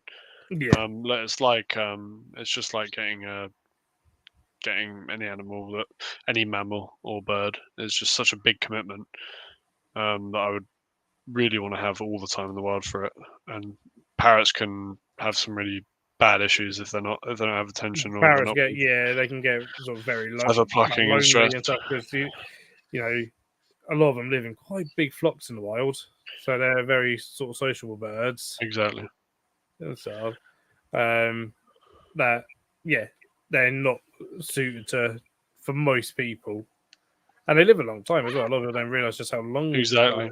especially like macaws, how long Yeah. macaws live. They like 50 years Hmm. of someone that's got the intelligence of sort of a 4-year-old. Exactly. Yeah. um, and can destroy things Yes. and And themselves. themselves. Yeah, Yeah. amazing birds, beautiful, but yeah, they're not for the average person in terms of keeping. Certainly. There was a cockatoo at the college I went to that was so friendly. It was gorgeous. Yep. Super cool. So we'll come up to 5 to 10. We'll be ending at 10 o'clock. Lovely. So the last few minutes, where can sort of people find you online and stuff? And So yeah, all my tarantula invert stuff goes on 8-legged Emporium on Instagram. You're free to follow my main account as well. That's just Charlie Grennan. There's all my snake pictures on there and pictures of my motorbike. So yeah, that's my main account and my tarantula account. But anything I'm selling or any breeding projects always get posted on there. I do enjoy doing some nice macro photos of my spiders and animals as well, so they also get posted on there. cool. Are you planning on attending any more shows this year? Even Yes, the just next as one a is Scottish, right? that's the next Invert Yeah, Shows I UK won't be show. going to that one. No, But the one after I think is Coventry, which I'm going to try and go to. Bedford Bedford. Oh, okay. is the next Invert Shows UK one in September. Let's have a look. Coventry Oh is yeah, 50 October. miles. No problem at all. I'll be doing Bedford. Cool. We'll see you at Bedford. I'll be at Bedford. Yeah, well, I mean, I That's the did closest Taunton. one. I did Taunton, and that was like 100 and something miles, and I did that on my motorbike. So if I can do Taunton, any less distance than Taunton, I'll do it. But no, I won't be trading there or anything. I think the only one that I personally probably won't ever have a tape. Well, I don't want to say ever, but I won't I won't be there trading myself. But if Micro Exotics is there, then I'll definitely be helping him. Then you'll be And helping I them out. think maybe we're planning to do Brighton. Maybe. Oh, that'd be cool. That'd be cool. I'll be at Yeah. Brighton as well. I've got tables there. So, because obviously, yeah, but for Adam, it's difficult to get to some of the shows when he's all the way down in Cornwall. Exactly. He's Yeah. not the best, lovely part of the world, but not the But best not the place best to location. Yeah, access it's like all the the shows, furthest away from everything, isn't it? So sad. sort of thing. So it was nice. It was nice to, I think. No, I first met him at the Kettering show when there was a Kettering show the other year, and even Gareth came up, and that was his Right. first ever show. There was a thing. I was like, oh, chose quite a long one, quite a way to go for that one, but Right. Kettering no, is down near him, is it? no, Kettering's like that's not far from me. That's Oh, sort of okay. it's not far from Birmingham. Oh, damn. Okay, right. So he had far to travel then as well. I think it was Gareth that brought him up. I think. Okay, cool. Yeah, I mean, I said to him the first one we went to, I said it must be, well, so nice for everyone and so nice for me that there's because there is no isopod supply, like dealers like him. Not not There's to no the one that extent that he compares. does. No. Curtis Larkin, he has a few on his hand Yeah. often. Of what he breeds. I have a few of what I breed and stuff on mine and stuff. But in terms of the sheer number of Yeah. species and Exactly. stuff, as far as I'm aware, he's the largest in the UK. Yeah. As far as I'm aware. Well, I mean, if they're, oh, what's up, Scott? You're coming Hey, Scott. just as we're rounding out. So, Yeah, I mean, well, no one shows up. If there is, they don't go to shows or sell online. no. And so it's always I'll look out for that. But you're going to attend just as a punter the Bedford show then? Yeah, for sure. And then probably Coventry after that. And then Yep. I guess that would be Brighton after that. Yeah, Brian's November. Yeah. Yeah. So, Cool. Oh, by the way, Trond, while you're here, I have to ask. I think as I pulled out the show last night, Trond, I waved to you because I think I recognised you and I saw you with everyone, but I didn't get a chance to introduce myself and say hello. Was that you, Trond? You were walking down the road out the show and I waved off my motorbike. I'm pretty sure that was you. Let me see if I was right. Don't check That'd be before interesting. It might have been a random person. If it was, then that's cool. Yeah, Scott, I'll be at Coventry and Bedford. If someone told me Coventry is near Leamington Spa, so Yeah. I did Leamington Spa, so I'll do Coventry. Yeah, certainly not far away at all. I'm gonna try and stay down one night as well. And so, yep, trying to support that was him. Oh, really? What can't I see? It comes up on. It's come up on my phone before. Oh, yeah, I see. Yeah, okay, that was you, Tron. Cool. What's up, Aaron? Yeah, and it's 10 minutes from BTS. That's not actually. Yeah, Nicole Louise has some crazy species of isopods. It'd be cool to see her at a show at some point if she ever decides to trade at a show. Yeah. It's one of the ones that she's got. There you go. Hey, Aaron. Giles Smith put she'll be at Coventry. She'll try and do come and say hello to everyone. We don't bite. The thing is, wait, Charlotte Smith. Charlotte Smith, do you have an Instagram account? I don't know why. I just recognised that name. Anyway, yeah, I think the thing is with trading at shows, like the thing that amazes me about Micro is that he has so much stock. Like the fact you can breed that many ice pods, and yeah, okay, so we've spoke loads then. Oh, crazy! I just realised like that I recognised your name because I think I follow your maybe I follow your other account, but we've spoken, haven't we, then, Charlotte, on Instagram before? Or did I even? Oh wait, wait, you won my giveaway, no? Or am I going crazy? Maybe I'm going crazy, but I'm pretty sure she won my giveaway. Yeah, cheers, Tron. It's not so good for carrying bugs though. But they all got back alright, so yeah, okay, cool. Yeah, I would have recognised if you had your Instagram name, but since you got your real name on your YouTube, cool. Oh damn, that's crazy. What were we talking about? Oh yeah, the next show. No. Yeah, I doubt she'll go. The thing is, oh yeah, that's what I'm saying. The thing is having enough stock to make a table look impressive. Do you know what I mean? Even if you've got one table, you still need a good amount of species. So yeah, it's definitely something I have to think about quite a lot sometimes. So, well, we actually just gone past 10 o'clock, so we'll be. But yeah, it's been great having you on. likewise, it's been amazing being on. We were chatting for a while about trying to organise a date. Finally, yeah, we have come about. I normally don't get Mondays off, but because I took Sunday off, I got Monday off. So yeah, no, just and yeah, cheers to everyone that's watched, especially if you watched from the beginning and stuff. Scott's live tomorrow. I believe we have an open mic night. So my next video will be out on Wednesday, which is probably like everyone else's of straight footage and pickups. awesome. There will be, well, I'll probably get a good few videos out of this weekend because there'll be at some point a mystery bag unbagging by Micro Exotics video coming out. There's going to be zoo tour video coming out of Bristol's zoo project and stuff. Amazing.